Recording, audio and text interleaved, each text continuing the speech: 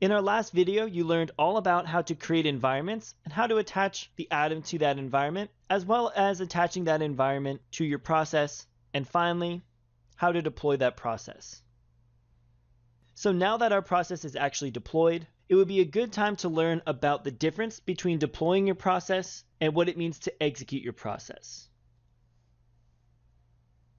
The first thing to understand is that deploying a process does not execute the process into active production.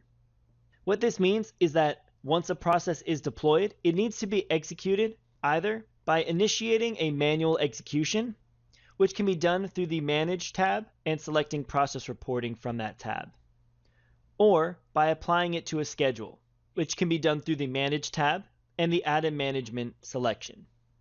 And the third option is by an external event triggering from a listener process.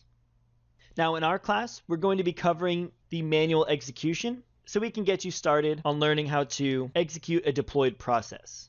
Now, a good way to think about this is when you deploy a process, it's as if you're putting an airplane onto the runway.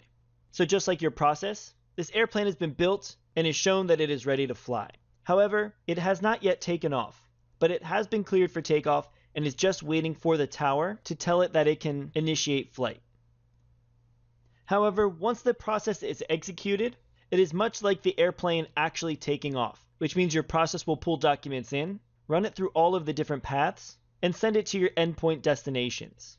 Now, once again, you can do this through a manual execution, or you can set it on a schedule to essentially give it permission to take off at specific times.